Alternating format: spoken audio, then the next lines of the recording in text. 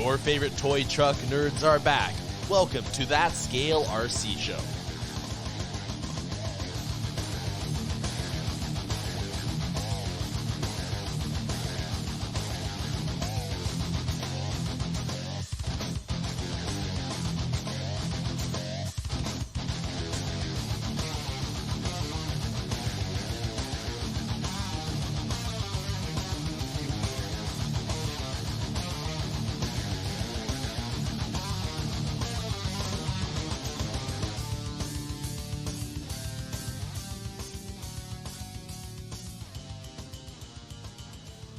Well, hey, everybody. Welcome back. This is episode 119 of That Scale RC Show. I'm one of your hosts, Travis, along with Adam and Jay. How we doing? Good. See, it's Pretty not good. that bad. No. It's really not that bad. Well, just remember on the next one, Jay's going to say he brought us in. I'm not the one that said it wasn't that bad. Before we started, Jay was telling us that he really wants to bring us in every week, but he gets nervous. And so he doesn't. So we would appreciate shows of support in the comments to make him the permanent intro guy. And remember, Jay, you got to use the old lifelong lesson that when you're standing in front of big crowds, you just picture everyone in their underwear. I've never understood that. I've never. Yeah, because Would what that if just there's make like it worse? families and kids and stuff in the crowd? Like, that's weird, man. I'm not going to do that. I think whoever started those sayings, like they never think them through.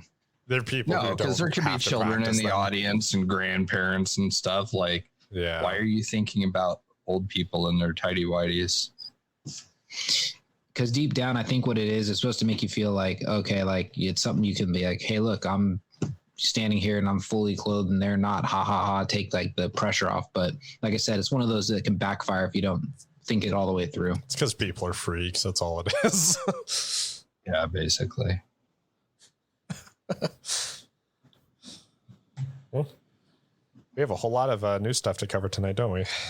Many new things. Well, what do we like first, since we did not pre-plan? Hell, I don't know.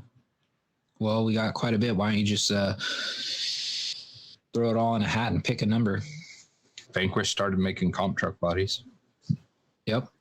They also started making a comp truck style kit. The VFD Carbone. I thought it was carbon, but I guess for you French guys, it's carbone. Carbone. Isn't that some sort of meat in Spanish? Carbone? No. I think you're thinking of cabron. No, that's brother. No, I don't think that is some brother. sort of a Spanish. No, that's not brother. Brother's hermano. Well, there's cabron, and then there's another one that sounds like it that means shrimp. See your manic culture as well. I'm well traveled and know many languages. It's like a Leslie Nielsen movie. It's like chicken El Carbone or something.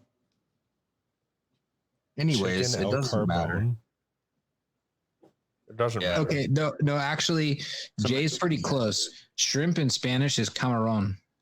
Ah, that's what it was. It's one of those. It's one of those. I don't even know why I bothered going to prison. I forgot everything I learned. It's just like high school.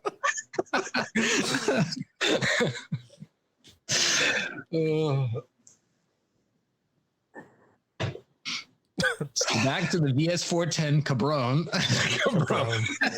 Cabron. The VSD 410 shrimp. It was funny. They called it the comp stance body or the stance body, something like that. I thought that was cool that they kind of kept that joke going. Posted up shrimp. Yeah. But on a serious note, yeah, the carbon's really nice. I want to say it's like the answer to, I don't even know if you want to say it's the answer, but it's like it's the comparable choice to the Axial Pro kit. Kind of surprised this didn't happen sooner. Well, It's yeah. only a Now that I couple really months think apart. about it. Oh yeah, but The transmission's sick on the Vanquish one. of course it is. Yes. Of course it is. Yes. It goes without saying. Yeah. I don't think. Did it have portals or not? I don't remember now. Yes, it has portals. That's right. It's got portals, so that's the big difference between that and the axial one. Is the Pro comes with straight axles, whereas the Carbon comes with the portals. But I think the portals for the Carbon only have, which I could be wrong, only weights up front. It looks like on the knuckles, because I don't see anything in the rear. But Interesting. that's where Axial has the metal axle tubes, so that gets weight front and rear. So, yeah. Yeah. But still, nonetheless, it's still a badass car. And then What's it retail for? And the other big difference is you're getting a Carbon chassis with the VS410 Carbon, whereas you're still getting the aluminum flat rails with the Axial. Give me 1 second. I'm pulling it up right now. Man, Amine doesn't even have the Fordyce listed yet. Really? Slacking. Because I'm pretty sure we had talked about the Fordyce on the last episode. I believe we did. Huh. Yeah, they're way behind because they don't have the VFD Carbone or Yes, they do. I just found it right the here. Fortis. 429 For the Fortis? for the Carbon, Carbone? for the Cabron. VFD car. I couldn't even get VFD Carbon to freaking come It's up. because it's not a VFD, it's a VRD. VRD, that's weird. Huh. Because it's a Verde Cabron. For 29. Yeah, it's 429. I like seeing that people are paying attention to the trends now.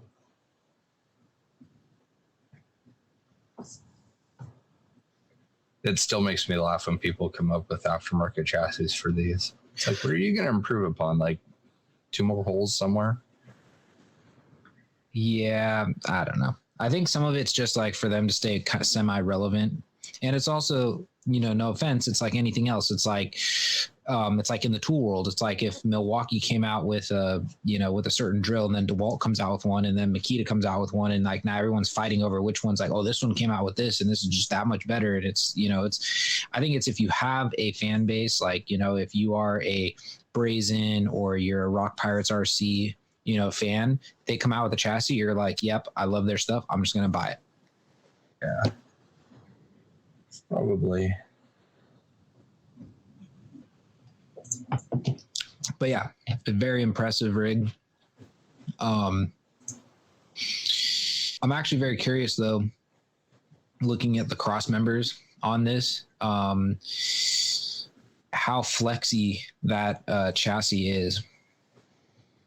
Just because then again, it's very similar to the concerns I had with the Axial one. When they do all these comp style setups, they don't really have a lot of cross bracing. Yeah. Makes me a little nervous. A little bit of chassis flex doesn't hurt though sometimes. It seems Yeah. to be a debated point though on like how much either way, because you see some people going a really stiff approach where we've just added so much like plastic beaming to the rails. The more that we've added stuff to them over the years, and then you see some that is just twists in your hand like nothing. My truck's pretty rigid actually, because I had to come up with a different kind of cross bracing up front since I have our SOA mount on it. Right. So I used aluminum standoffs up front.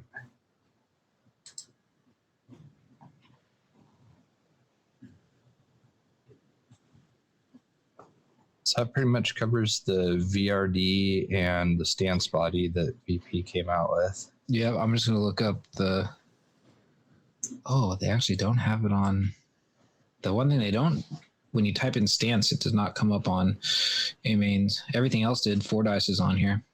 Yeah, I found the Fordyce. It was weird. I clicked on rock crawlers and it didn't show up. And when I clicked on Vanquish, because I just wanted to see all the Vanquish cars, and it didn't. It's weird, but yeah, it's on here now. Do we want to? Why don't we talk about the Axial CJ next? Okay. Yeah. So just real quickly though, that stance body Oh yeah, is $42.99 on Vanquish's website, but they are sold out. I'm not surprised by them being sold out, not the price. That's actually not a very expensive body either. No, that's pretty grand scheme of things. That's pretty reasonable. Yeah. And the cool thing, like, once again, is like Vanquish designed similar to how Axial designed theirs. Vanquish designed that body around the way their chassis set up, because like if you look at their front and rear bumper, it's a very minimalist bar style bumper, and if you look at the tolerances when you run their stance body with it, it like fits perfectly, and it's like the same width as the nose of the rig, the same width as the rear of the rig, like, and it fits inside their little I wouldn't call it, they're not rock sliders, but they're running boards or whatever. Whatever you want to call them. Yeah. Both sides. It all fits in just similar to the Axial. So I think it's a really good, it's another well thought out setup. Oh, and speaking of bumpers and all of that, Proline has, like what the Vanquish has now, they have like a really low profile comp style injection molded plastic bumper kit that you can get. Nice. That was, I want to say, the last couple of days that got announced. I'll have to look that up. Yeah. Did you want me to use that as a segue, right? Well, that's not right. Yeah, you're getting a CJ, so go nuts. Tell us. I'm not getting a CJ. I'm just impressed with this. I thought you pre-ordered one. Mm-hmm. I misunderstood. Mm-hmm. No. You should pre-order one. I don't know. I got some other rigs I got to sell if I'm going to pre-order another rig. I'm getting to that point. Like, it's actually very weird, and this probably might shock some people, like, hearing this. It's like I'm getting to a point where I start questioning like what I have sitting on the bench. I'm like, I built this like X amount of years ago, and it just sits there. Is it really worth just sitting there, or should I let somebody else enjoy it? And then, like, yeah, I'm like at a weird crossroads right now. I was that way with my Black Scout Enduro that I have, and then I went and drove it, and I'm glad that I never got rid of it because it was really fun. Yeah. Well, I do have a handful of rigs that like I'll never get rid of, but I do have rigs that I say are questionable, and I'm just kind of like, Anyways, the Axial SAX-10 III Jeep CJ7 RTR. This release by Axial, I think we all kind of like collectively agreed on this. It has to be the best Axial release Axial has ever released in the history of their releases. Yeah. The level of detail on this rig is just nuts. Like, it down to, you have a full interior. It has the scale pedals. It even has the scale 80s, like the foot pedal, the pedal that looks like a foot. Like, that's the pedal. Does it? Yes. That's rad. So, I mean, like, it's just nuts, the amount of detail. Cool. Doors open, center console opens. That's what tripped me out, was the center console. I was like, no way. Yeah. And the way that they already kind of like comp cut the rear, and you got it's like everything's just like really nice. Like the level of detail on this, I mean, I think the most detailed rig they had prior to this was the Bronco. Yeah. And I just wasn't a really big fan of that one. I was like, yeah, it's cool, but this is just like, it's awesome. And and right now you can pre-order from A-Main for $499, which is not a bad deal at all for a RTR. Now, per usual, like all other releases that Axial ever does, somebody complains about something. And it's like, even with this one, in my opinion, being knocked out of the park, and just like how nice, like how well the body looks, how scale everything is, the biggest complaint, ironically, it's a CJ7. It's supposed to be on leaf springs. Oh God, not And it's like from really? the factory, maybe. Really? It's like I kind of crack up. It's like first, usually it's always like, oh, another Jeep, oh, no portals. You know, it's like now it's like you're complaining there's no leaf springs on it. It's like it's almost like you can't win for losing if you're out. Yeah. But I mean, that's just a small percentage of them saying it, but that was one consensus that I saw through like That's so dumb. It's like people put coilovers on stuff all the time. I mean, come well, on. yeah, it's like when you get a rig and you build it, it's like, yeah, it's not going to stay that way, you know. Yeah. You could make that argument on any RTR that's ever been released. I saw, speaking of all this is kind of funny. I saw a newer Bronco 4-door that was for sale on Marketplace, and some old dipshit gets on there and he's like, that's not a Bronco. Broncos have 2 doors, blah, blah, blah, blah, blah. And everybody's like, man, what is the matter with you? Like, it's a Bronco. It's just changed. Like, is the new Corvette not a Corvette because it's mid motor instead of front motor now? And it's, you know, no longer a Corvette. Like, come on, stupid. Yeah, I know. I do like the bump. Like the one thing I also like about this is the bumpers, the sliders, all of it's very CJ7-esque, like, you know, like typical stuff you'd find on a CJ or, you know, a Jeep that's mildly built like this. I also like the fact that they're using new tires. Those are the Baja Boss, the Mickey Thompson Baja Boss tires. Oh, I didn't notice that. Yeah, so those are tires that haven't been out yet. Of course, always loving the fact that they're now got away from center axle or center pumpkin axles, and they're all offset now. So you got an offset front, center rear. Yeah, I think just overall, you know, I like the armored rear quarter panels on this too. I think that's really, yeah. Somebody will come out with some awesome aluminum ones for it. Oh yeah. And doors too. I'm sure somebody would make doors. Yeah. Or at least an aluminum skin to go over that door. So the other thing, and I think this is just a very nitpicky thing. So I sent this video of the CJ7 when it first came out, and I sent it to Trevor of WFO because I figured he would geek out over this because it's so scale. And I get a response, what the heck? Genwright never made anything for a CJ7. And I'm just like, I'm like, Trevor, you're missing the point. I said, the whole point is I thought you'd like that this is a scale CJ7. You don't have to look at the sticker on the windshield. That's pretty funny. So it's got an Oregon license plate, which is kind of weird. No, there's actually, I wonder if that's in the sticker kit, but see, they don't, like, I've already looked at all the pictures. They don't show you. So I've seen it with a Utah plate, a California plate, and an Oregon plate.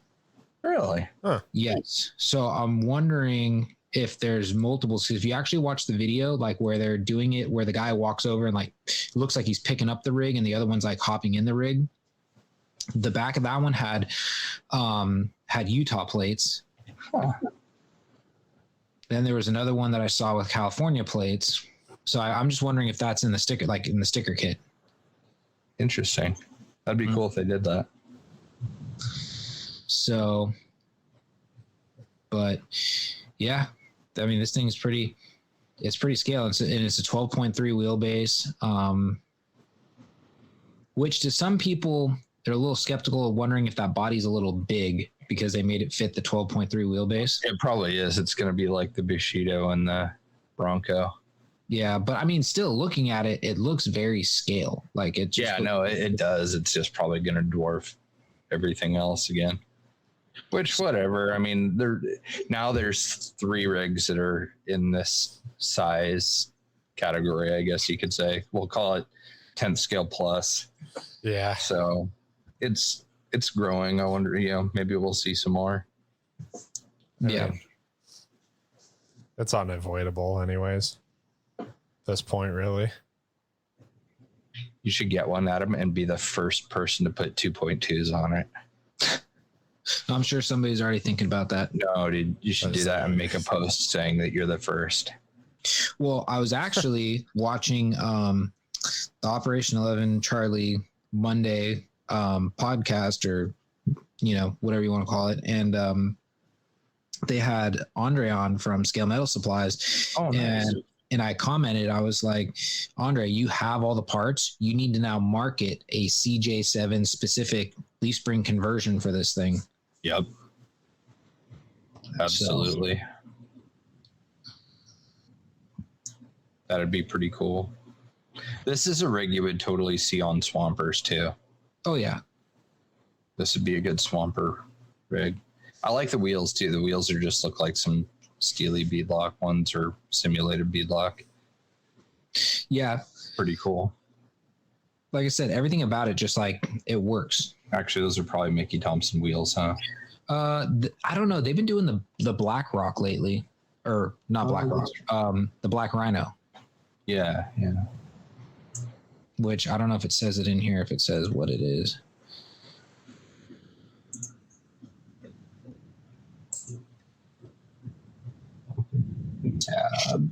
Doesn't say. I'm trying to zoom in on it and I'm having difficulties. Yeah, whatever. They're cool looking. We'll leave it at that. Yeah, I'm wondering if they are Black Rocks just because, or Black Rhinos only because that, like I said, that's what they've been running on other stuff. But it actually almost looks like your old classic, like Krager steel wheel, like you'd see on these. It looks like those black ones that you get, and they have like gold beadlock screws going around the outside of them. Yep. Like everybody carries them, like Summit and everybody. Yep. I don't know. That thing's pretty rad. I'm kind of disappointed that you're not getting it. Maybe one day. I don't know. Fine. I don't know. Maybe if I sell my Rift. I sold mine, unfortunately. The one time a year I would go down and do a rock bouncing race didn't really justify its existence, so I got rid of it. Well, I haven't used mine since the rock racing at Donner for Axial Fest. Yeah. Which was 2 years ago. I'm keeping the 1.9 Rift, though. That one's cool. I'll probably never get rid of that thing. Nice. It's fun. Move on to red. Oh, well, this comes in two colors, too. We didn't mention that. Oh, yeah. There's the gray and the red. Yeah. So on to the Red Cat, which I don't know if these guys, if A-Main has it or not. No. Because I'm typing in Danshi and it doesn't pop up. Danchi. I think that's going to come away as its biggest negative, unfortunately. It's a stupid name. They dropped, the last crawler they dropped is an Ascent, which is cool. Kind of like the Viterra Ascender, but whatever. And then they drop a Danchi on us right in our laps. I just A big steaming Danchi. Again, it's well, what's funny is when you look it up, it doesn't even have that, or unless I'm finding a different one, it doesn't even, the original Danshi, that's the Ridge Rock, that's why. Where's the Danshi? I would say the Danshi Ridge Rock looks like a AX10. So this was a Ridge Runner. They've cut two Danchis then. Man, their trailer's so cool. I like that thing. Danchi Ridge Runner 4-wheel steering crawler, which is wild. Yep. So comes the portals, 4-wheel steer that has mixing for crab and all that crazy stuff. Price point 169. I just saw a weird thing. What weird thing was that? Oh, I was wrong about, okay. I was wrong about a lot of things when we were talking about this before the show. So 4-wheel drive rock crawler, 2.4 radio, 4-mode, 4-wheel steering, 2 steering servos, lightweight plastic chassis. solid axles, motor on axles. That's what tripped me up because I didn't read all the way through, and I just got to one of the line items and it said two high torque brushed motors, and I was like, what the hell? So yeah, so this thing is plastic chassis, solid axle, MOA, links, oil-filled shocks that are aluminum still. So yeah, the chassis may be plastic, but you're getting aluminum shocks. Realistic crawler body. That depends on what you consider realistic. Scale off-road tires, yeah, kind of. 2 high torque brushless motors, 2-in-1 ESC. 3-channel. So yeah. Oh, that was the other weird thing. 7.4 volt, 1500 lithium ion battery with a USB charger. That's something that we have not seen in 10th scale rigs. That's usually something that is in micros. Yeah. So I wonder if these are Danchi axles and that's why they gave it that name. They're just using old stock or what they currently had to put this thing together. Possibly. I mean, the other Danchi it looks like a Axial AX10. Oh, and it's got a dig, which I didn't know. How do you have dig and 4-wheel steering out of a 3-channel radio? Because because to do the 4-wheel steer, unless you're using a channel to tell it to go to 4-wheel steer, like if it's always in 4-wheel steer, then it's just mixing at that point. Okay, so it said plastic chassis in the description, and then down in the pictures it says metal C-channel frame rails.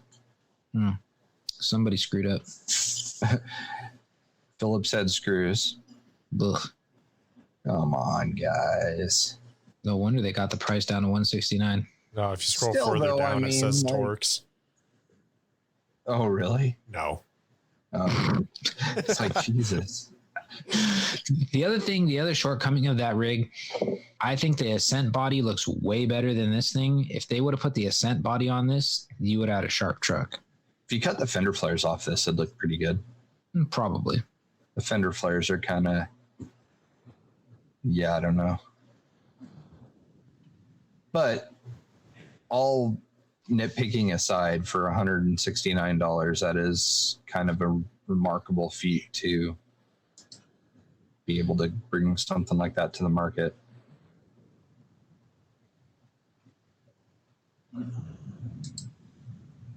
That's cool though. I mean, that's going to get a lot of people in the hobby, and that's like a perfect first rig for a young kid. Yeah. Just perfect, because they're not going to take care of it. You're not sure if they're going to get super into it or not. That is like the rig to buy. Because the next most inexpensive like sport model entry level crawler that I know of from anybody is Element, and that's $299. So that's still a pretty big gap from $169 to $300. The portals would be a big selling point. Well, and I guess going MOA too, they avoided having a transmission and drive lines and all that stuff. So that's probably, Yeah. This thing probably does fairly decent, I would think. Being MOA like this. Well, what'd you say the other entry level rig was? You said the Element? The Element, yeah. The U-Tron and the Sendero SC are both $299. Well, I was gonna say the Red Cat Ascent LCG is $299. Jesus. And if you get their red version, I don't know why it's $10 cheaper, but it's $289 for that one. Nobody wants red because you always get pulled over in red cars. They draw too much attention. Well, I wasn't sure if that's because that's got the one-piece body. So for $10 more, you get the 2-piece body with the blue. Interesting. Did not know that. I don't know. I think it's cool. I'd still not People want it. a hater. I'd still pick the Ascent over that. But yes, as an entry-level car, Very nice.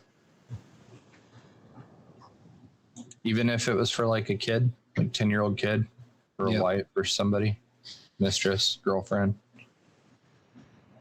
Yes. Well, okay. So what's next on our list of new? Elements IFS 2 kit. Yep. Saw that this morning. $99 and probably sometime mid to end of this month. So I recently installed one in a rig that had the first version IFS and went really easy. It was a lot easier putting the servo in on this version and connecting the servo horn and stuff. There's like a lot more room to work with. But yeah, no, it was a good fun build. I didn't have the kit, so I had to buy all the pieces individually. So, which worked out because I mean, if you're replacing, I still think that's a way to do it because if you're replacing a first gen IFS, you're gonna still use the bulk of your bearings. You're gonna use the same diff gears, your ring and pinion. Some of the hardware switches over the ball studs and stuff. So if you have the V1 IFS, I would recommend buying the replacement parts versus the entire kit because it'll save you some money because some of it crosses over. Yeah, I'm gonna have to buy the whole V2 so that way I can put that, do the scaled Duramax build. And it comes with jack stands, which is cool. Huh. You could put your Duramax on jack stands while you're doing the front end. Okay. Are they better than the Harbor Freight ones? They're not gonna like collapse on you? They're probably stronger, even though they're injection molded plastic. I believe that. And 1/10 the size of the real thing.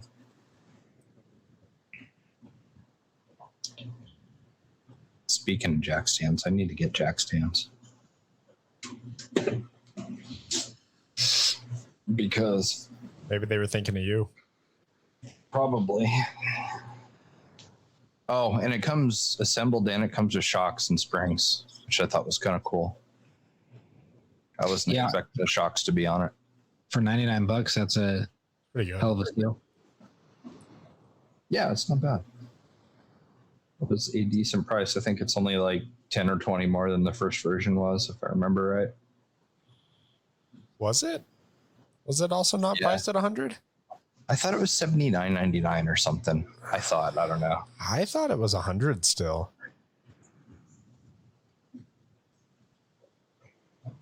I could be wrong, but I thought it was.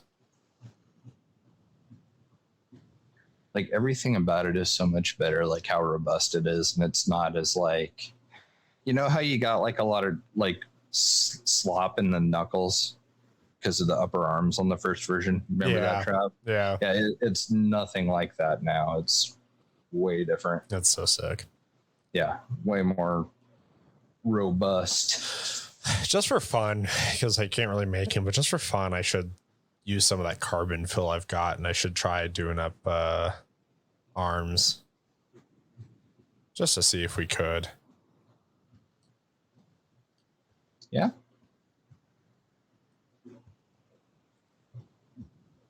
What would be really cool is machined upper arms that are Camberg officially licensed. Yeah, it's like all the mold details and stuff looks like Camberg's arms, which is kind of neat that they did that.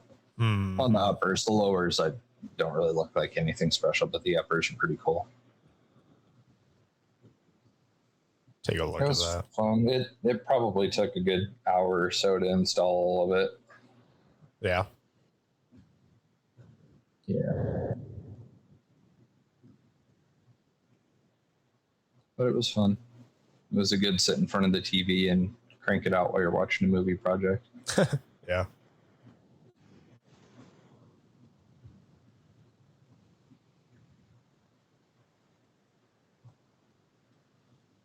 Cool. What else?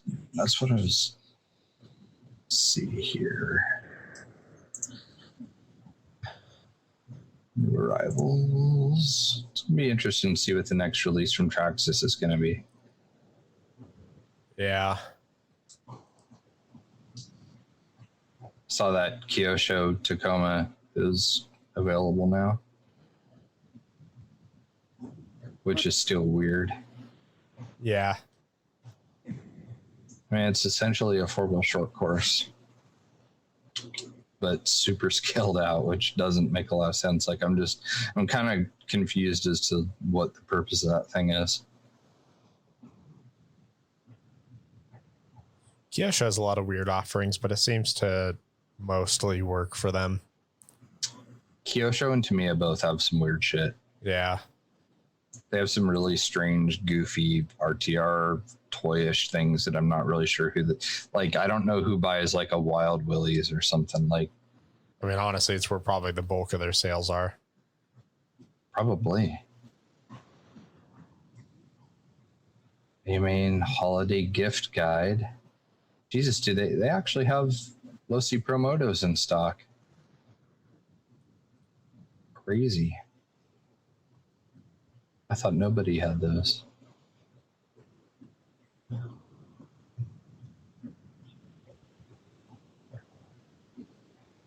Yeah. Yeah.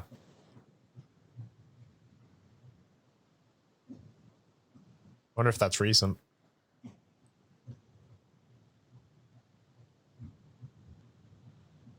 Weird.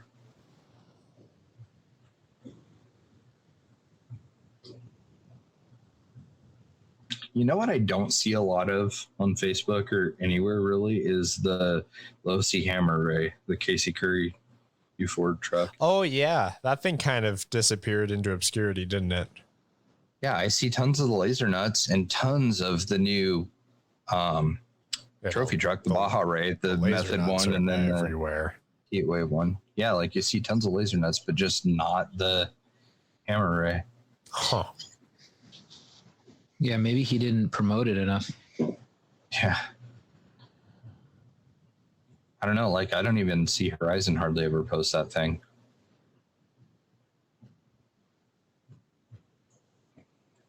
Interesting. I was trying to find what they have new, but I mean, changed their site a little bit again, it looks like.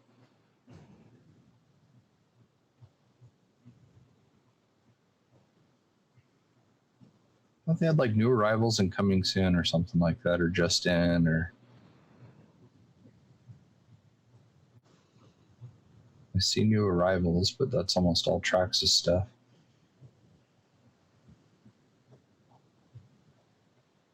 Weird. Huh. Well, anyways.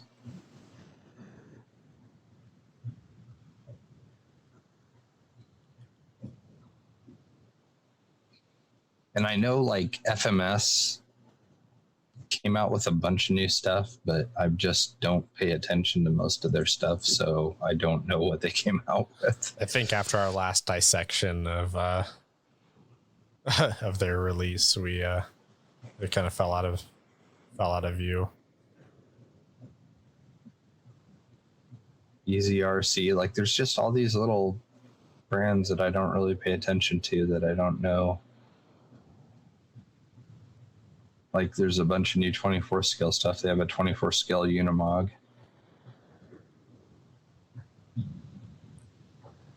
You think 24th scale is still growing? I don't know.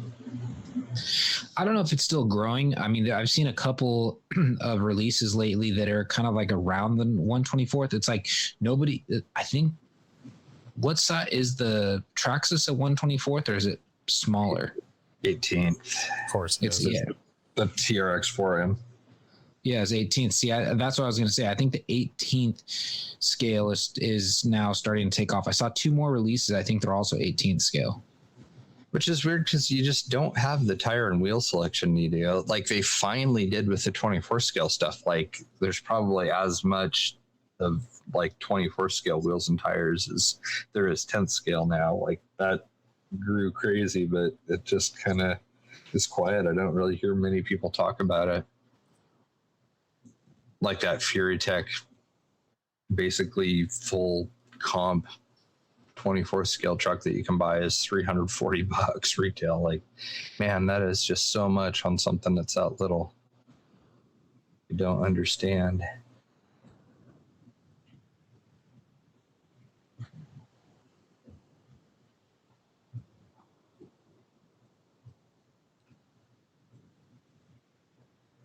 We talked about the Miller Motorsports RC 4-wheel drive truck last time. I was gonna say, like, are we through the new releases already? I was gonna say, I think we pretty much are. Charisma has a 24th scale F-150. Mister, we have a ton to talk about. Yeah. Oh, the most prepared. I'm still finding new stuff here, guys. The most prepared one is the one where, like, we come in and we knock them all out in like 40 minutes. Oh yeah, it feels like we've been talking longer just because we had it. Yeah, no, I was looking. It's 52 minutes on my board, but I was like, oh, that's not right. Yeah.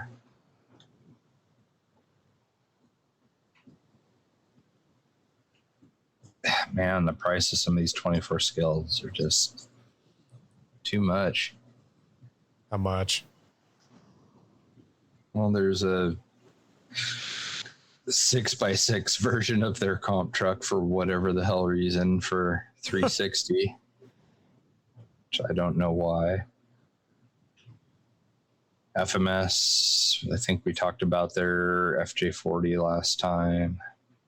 It's 10th scale. You can get a 6x6 or 18th scale 6x6 Chevy Apache. That thing looks terrible.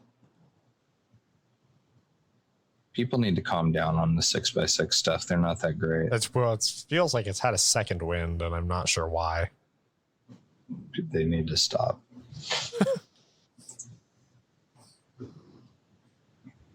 Yeah, I think that's pretty much.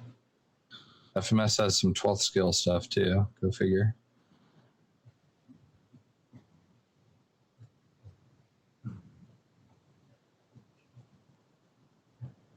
Basecamp Builders Kit. We talked about that before.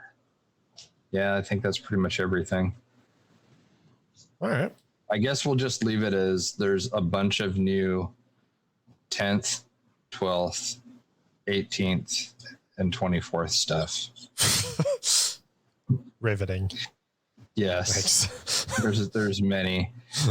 If you want something small, just go and look for it. It's too much for us to talk about, and we don't really care about it anyways. In a nutshell. Not officially endorsed by the rest of the podcast and the podcast itself. Whatever. Oh, do we want to talk holiday special then? Yeah, we should. All right. Will it be live? Sure. Yes. Okay. Things have been going really smooth lately, so yeah, we should have it live so that it provides some excitement for us. Great. That way we can be a good 45 minutes late. Yeah. Yeah. Getting it all to work. And video. Yeah.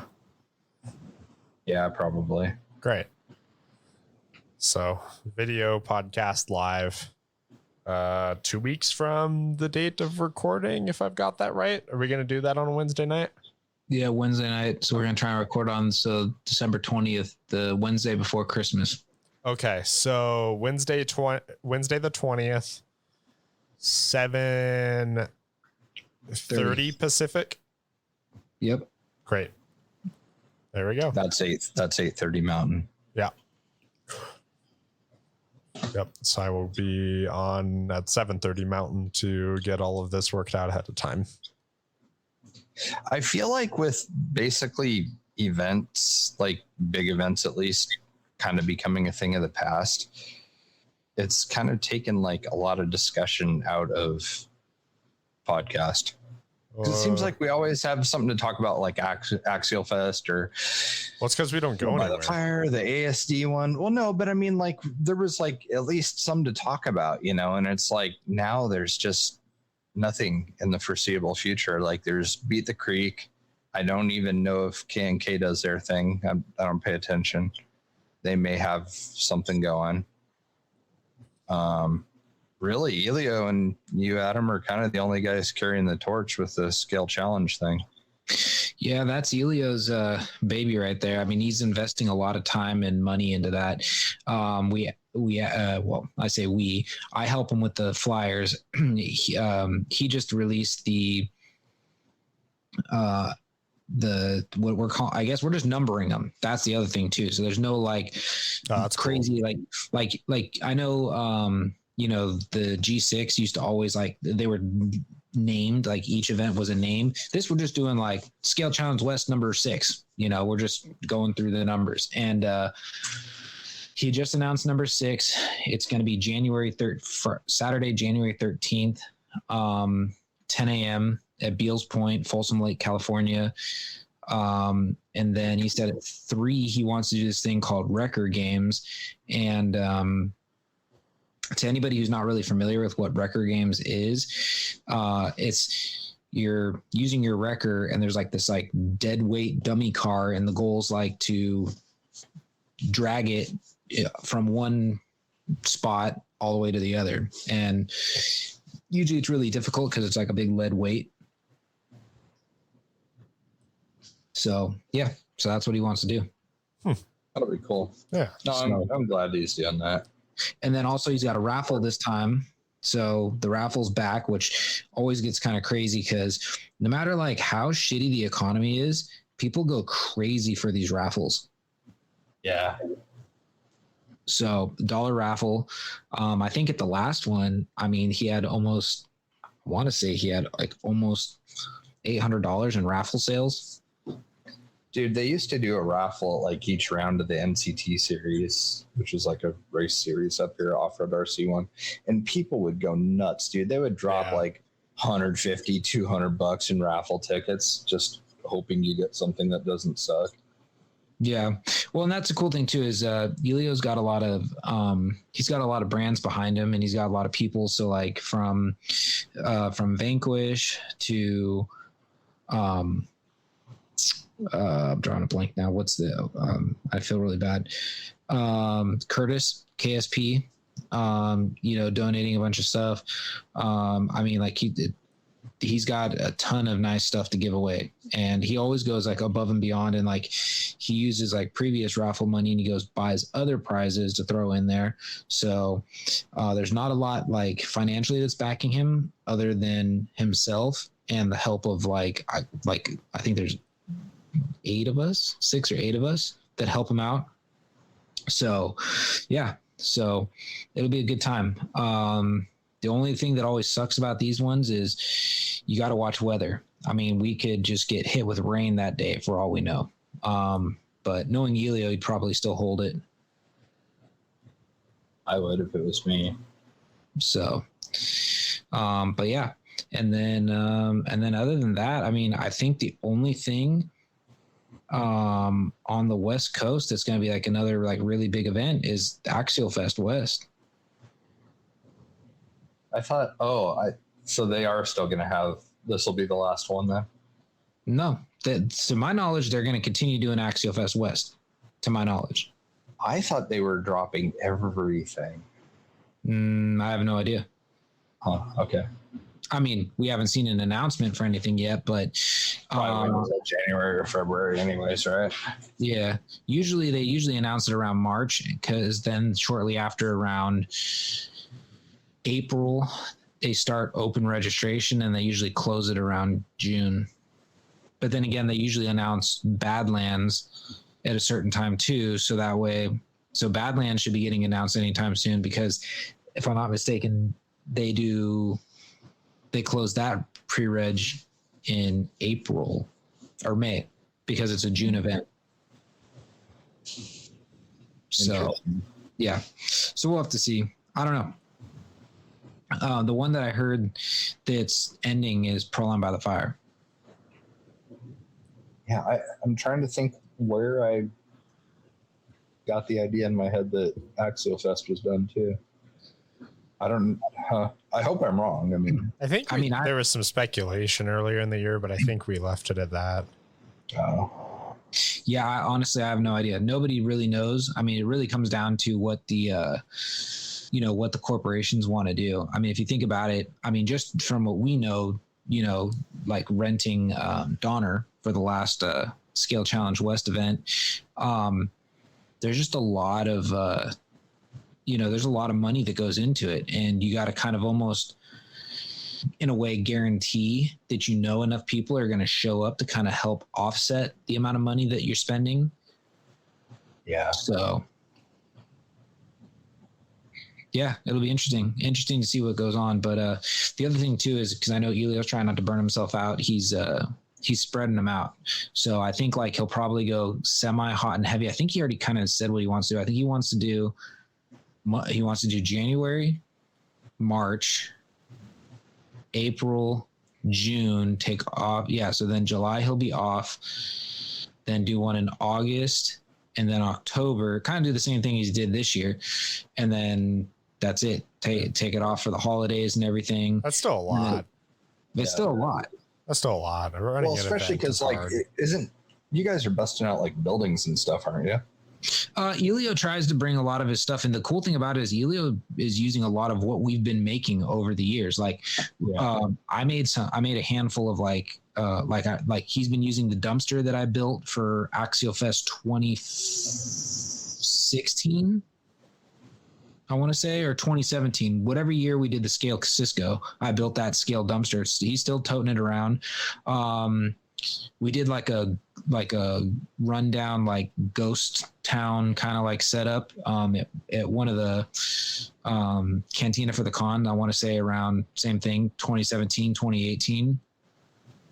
And we that building's still standing strong. It was just at the other event. So he's bringing a lot of stuff that we've built over the years, and he's just repurposing it. I mean, he does build a couple more new things.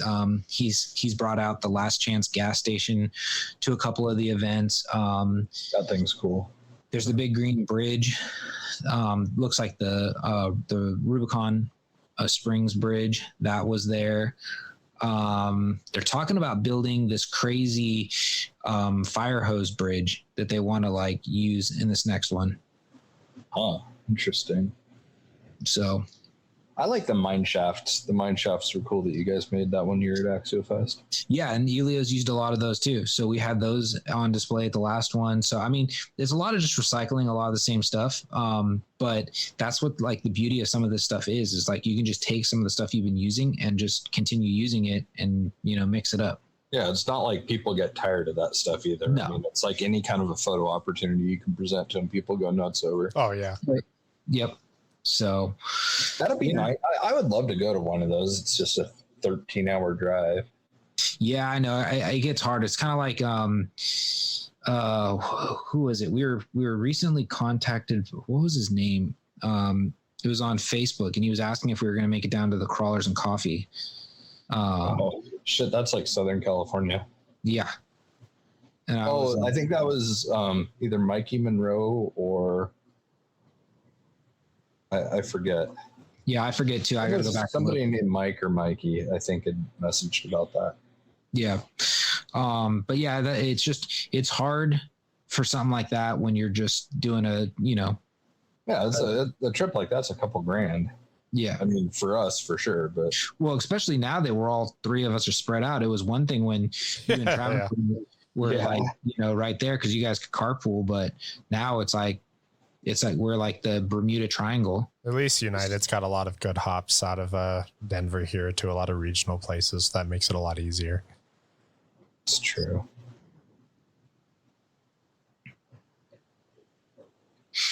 Mr. Mountain Time had to go and mess everything up and live far away now. Yeah, I know. Super inconvenient. Yeah, but I gotta say, Colorado's got some nice terrain. Which, yeah, I was going to say something about that.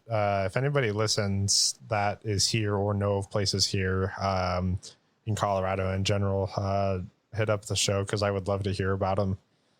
I mean, there's bonus points for anything that's between Colorado Springs and Fort Collins because that's generally within an hour and a half of me. So I don't know if you can run your car there because we didn't make it there, but Garden of the Gods, right? Yeah, that's one of them down in Colorado Springs, I think. Yeah, I was gonna say that's got some nice terrain. I wonder if you could run your car out there. I was out at one of the Red Rocks out in Morrison, like where they have the amphitheater and stuff a little while ago, but they have everything understandably pretty walled off there. So it's just all hiking trail and that's it. Yeah. But I figured there's probably a lot of good places down south. I'm expecting a lot of those answers to be somewhere around Colorado Springs or something.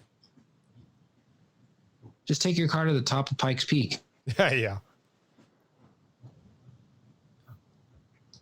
That is one race I would love to go watch. Yeah. When do they have that usually? I don't know. I forget. It always just was happening. I think it's sometime in the spring or whatever because... Yeah, I think it's after the snow. Yeah, it's like usually snow is pretty close to the date that they have the race. Interesting. Yeah, should come out. That'd be a good time. Yeah, that'd be fun. Definitely. See some crazy vehicles. Yeah, no, I agree with you. That would be a great time. It'd be, you know what I've never checked is the motorcycle times versus the car times. Yeah, me neither. So I would imagine motorcycle times have got to be just ridiculous. Yeah, so the gear up for the 102nd running June 23rd, 2024. Okay. So, yeah, because that was crazy. Because I just remember when we were out in Colorado, we were like, yeah, let's go check out Pikes Peak. So we're in the RV and we start going up and we get to the little checkpoint where they like tell you if you can go or not. And they check. They're like, yeah, you don't have snow tires and this, that, and the other. And mind you, this was the beginning of June. So technically that race was starting in 20 days. We were there like the first week of June. That's wild. Because we left California on Labor Day. Right. Or no, sorry, excuse me, Memorial Day. So, yeah, because we left on May 31st and we made it in Colorado on like June 2nd. And that's a lot of driving. Dude, that was a lot of driving. But I do got to say, to kind of like reminisce back on that, it's like there's so much like of just land that you don't realize is out there once you get out of like the city limits. It's like crazy. It's like we went through because you go through Reno, then you go through Sparks, and then you get it. You're just boom, you're right out there, and then all of a sudden it's just land. Yeah, because there's like federal government owns like 90% of Nevada. Yeah, and then you just go through land, and you finally hit Utah, and you're like, okay, this is nice. You're getting back into like, okay, you're kind of like in towns and stuff. And then you cut through like Park City and all that stuff. You stay at the top of Utah, just keep going. And next thing you know, you're in Wyoming, and it's kind of like the same thing. You're back to it. Yeah. Then you're back to just like land, and you're just like, whoa, it's like just crazy. I mean, yeah, I probably should do a photo dump if anybody wants to see it. Probably message, the show. I'll do a photo dump of all the scenery from that drive. I still have it on my phone. Yeah, you should. So like, I mean, there's like some like rock formations in Wyoming, and you're just like, dude, this is nuts. And then the other thing that cracks me up about Wyoming is, just shows you that, I'm from California. We pull up to this gas station, right? It just looks like a normal little gas station, but the sign on the door or on the building says West Laramie, what was it? West Laramie bait, tackle, gas, and something like all on the same thing. And I'm like, yeah, really? And you walk in, dude, it's a gun store. You can get your fishing gear. You can buy your groceries. I mean, they had memorabilia. That's where, I got a shirt. I mean, they got sticker. I mean, everything. I'm like sitting there going all under one roof. I said, this is like unheard of in California. It's like one of those freaking pilot truck stops, but way backwoods. Yep. There's some crazy ones out there. I mean, it's not like Texas, like Buc-ee's level, but there's some pretty gnarly ones. I will say the worst wind I've ever encountered in my life was in Rock Springs driving through on our way here. Dude, that was so gnarly. We got out to get gas and let the dogs out and stuff, because I had the dogs with me, and we were like running and trying to find a spot for them at this gas station, and you could see the dust swirling on the pavement like everywhere you looked around you. I was like, this is crazy. Yeah, I wonder if Scooter would chime in on this. But yeah, I remember when we stopped in Rock Springs at the KOA, and it was just howling. Dude. I mean, not as bad as I do got to say, the worst winds we've ever experienced were in Moab.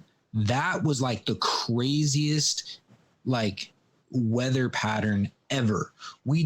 So you're out there, it's like it's the beginning of summer, so it's like 100 and like 2 by like 10 o'clock in the morning, and it's like you're just baking in the sun all day. Then it starts getting a little, it starts cooling down once the sun goes down. It gets down into like the high 80s, and then you're like laying there trying to sleep, and then all of a sudden it just sounds like like just a hurricane's going on, and the winds are ripping through. You feel everything vibrating on the RV, and you're just like, what the hell is going on? And it's just like a trip, because you're like, it's calm, and then all of a sudden it's just like these windstorms, and you're just like, what the hell? Yeah, it was pretty gnarly. Yeah, I know. Yeah, but I remember Scooter messaged me before asking to stop and crawl on our way in, and I absolutely would have, but it wasn't going to work at all. Yeah, I would love to see some of what it was out there. Oh yeah, so would I. But I mean, but they do that. Like I said, Wyoming's got some beautiful scenery, and I know I always feel bad, because I even tell this to Scooter all the time, because like I watch what's that, Joe Pickett on. I think it's on Netflix, but I watch Joe Pickett, and that takes place in Wyoming, and but they're like out in the Tetons and all that stuff, and you're just like, and I'm like, dude, does it really look like this out there? And he's like, yep. And I'm like, man, if I make it back through Wyoming, I said I gotta stop and check out some of that, because that is like some like amazing mountain ranges. I can believe that. I will say, a surprising part of the trip was coming down through Utah and crossing like 84 to hit 70 to come over, where it starts to turn into Wyoming. It was really, really fascinating up there. I didn't realize any of it was like that. I also I also kept thinking that, man, I really got to be out of Utah by now. And I'm just not. But yeah, I wouldn't be unhappy if as cool as parts of it was, I would not be unhappy if I never touched I-80 again. That would be, yeah, I get what you're saying. We took I-80 we took I-80 the whole way. I mean, so that means you took the same route. So you're coming through. Yeah. So yeah. Did you drop? So when did you drop in? Did you come in I-80 through Reno and all that? No, I did I-84. I came east out of Washington through Oregon down through like Boise. Gotcha. And I-84 takes you down to like Ogden, and then you break off over. Yeah, so you like came through like what I call like it looks like the farmlands of on I-80. It looked like you're in the farmlands of Utah. Then it goes into like mountain ranges, and then next thing you know, you're just boom, you're out. And yeah, the farm valleys were nuts, and honestly, probably some of the more fun road I've driven on that I didn't expect either was I-84 coming down into Utah. It was pretty nuts up there. Yeah, what was crazy for us was, like I said, we're so used to here in Northern California. So come Memorial Day weekend, it starts warming up. That's like the beginning of our summer. That's when everybody gets the boats out. That's when everybody goes to the lakes. That's when everybody does all that. And like, so we're like, okay. So we get out to, we stopped in Elko, Nevada for the first night. And it was like kind of chilly. So I'm like, okay, so I'm like, I'm going to stay in jeans because it's kind of chilly. Then the next night we're in Rock Springs, and you're like, it's like a high of like 78. And you're like, really? Like this is Yeah. nuts because you're like, normally I'm used to like it being like in the 90s. And then we hit, and then we hit the next night was, we were in Colorado. And I'll never forget, we're dropping through Denver and it just instantly just like dumping rain. And we're like, it's like June 2nd. Like, why is it raining? Yeah. And it was just crazy. We get the like bursts of torrential downpour so far is what we get. We get that for a few hours and then it's over. It is some of the worst rain I've ever driven in was here when I was here in August, for sure. That was the worst. Worse storm. than here? Worse than, oh yes. Yeah. Really? Yeah. Like it was immediately like flood watch and everything. Yeah. Cause I drove up from Denver to Fort Collins while Dude, they were doing everything's construction. flooding here right now. And it was, I saw some of the pictures. It's crazy. Yeah. But yeah, that was pretty scary. Yeah. Basically all the way driving up from Aurora to the hotel in Fort Collins, it was just dumping. I couldn't see anything. I'm surprised I haven't heard about anything in Snoqualmie yet being flooded. It's like there's a little creek that runs like right through that property too. I think it's just I think part of it is just the lowlands because we always get a little bit of like field flooding, but I think part of it is that. It was either 18 or 21 feet over the water level last time I checked. Wow. Like, dude, granted, there's people that have water halfway up their, well, even higher than halfway up their garage doors. God, I didn't realize it was that bad. Oh, dude, it is terrible. Granite got hit hard. I mean, like feet and feet and feet of water. I mean, chest high, just in residential neighborhoods. It's fucking gnarly. Damn, I didn't know it was that bad. I'll have to look at this more. Oh, yeah, check it out. It's terrible right now.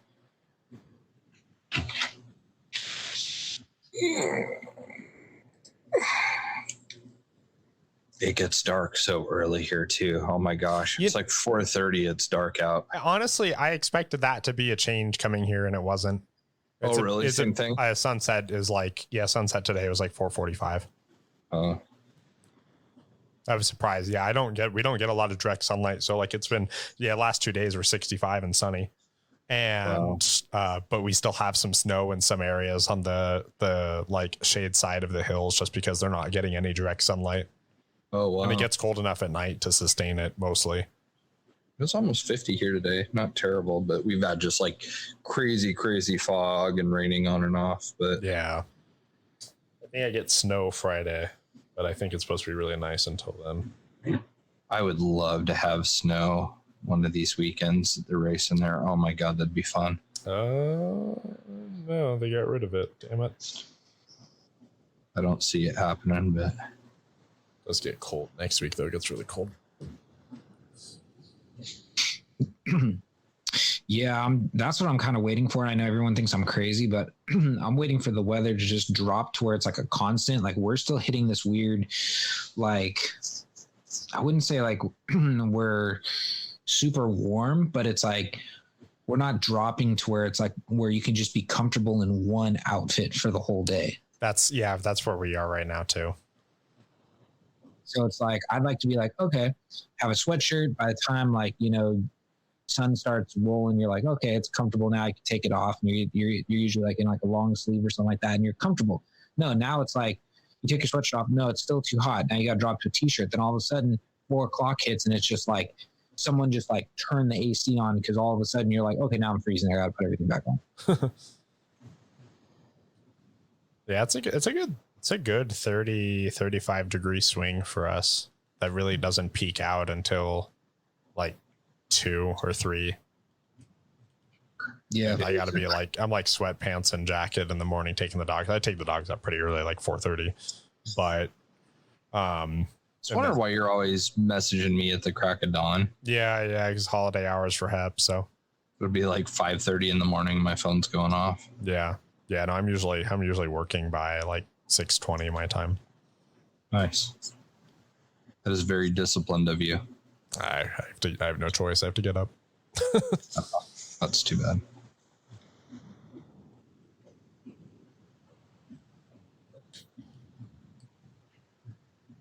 well, cool. What else did we? That's a little bit of a shorter one, but I guess not so much. What else we have tonight? I don't know.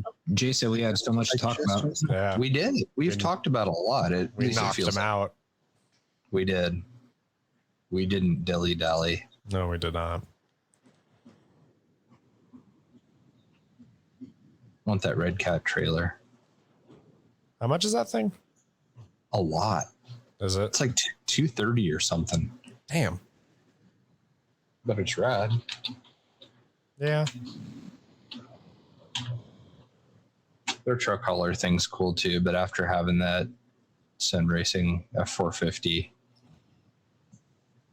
the whole trailer thing, that stuff doesn't get used very much. Right. Yeah, $229.99 retail.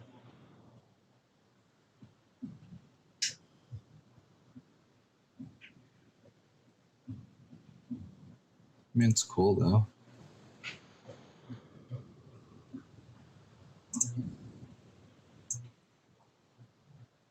So I wonder if anyone. Oh, go ahead. Sorry. No, I was just thinking about this because someone made a post about this. In our holiday special, are we going to dabble on our normal silly season antics?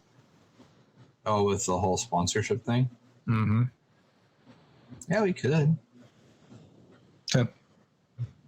Is it as relevant anymore, you think? I don't know. Not really. Well, I don't know because I've seen a couple people post up a couple things today, but I don't think it's as crazy. Like, to be honest, I think silly season kind of like got kind of not so silly once, COVID happened. Yeah, the whole sponsorship thing is, I don't know. Maybe people are figuring out that it's not that great, depending on what it is. Right. Well, I still think it's like a lot of people don't realize what a sponsorship is really what it comes down to. Like, even in this day and age, they still don't get it. They just think that like you're sponsored by this, meaning you get free parts. Yeah. And that's not how it works. You really find out it's not worth it once you start looking at the whole map MSRP thing. Yep. Yeah. And you realize that you got to be a real contributor to get anything of worth, and you've spent all of your money by then. Yep. So, I mean, don't get me wrong. I love all my sponsors, but I'm just saying, like, you got to put in work to get where You you're got to know why you're doing it. Yeah. Yep. You got to know why you're doing it. Otherwise, you will just be disappointed and frustrated, and you'll just piss other people off too. Yep. So, yeah, we can touch base on that. Cool. I'm done. All right. So, is there anything else before we bore everybody to sleep at our non-productive last 10 minutes? I think that's pretty much everything that I can think of. No, that's good. That's a good point. Yeah. All right. Yeah. Well, cool. Alrighty. Well, thank you everybody for listening, and hope you guys can make our holiday special, which is 2 weeks from recording date. So that's going to be Wednesday, December 20th at 7:30 Pacific. We will stream it on, at the very minimum, Facebook. We'll see if we can get other platforms, but at the minimum, Facebook. And yeah, we will post more details on that as we get closer to for any additional plans. Yeah, and I think we'll probably post it probably beginning of that week to give everybody a reminder, so that way it's not like, oh, surprise. Yeah. You should probably post fairly frequently. This is happening. Yep. Cool. Alrighty. Well, thank you, everybody. See you guys later. Later. You want to say bye, Dad? No.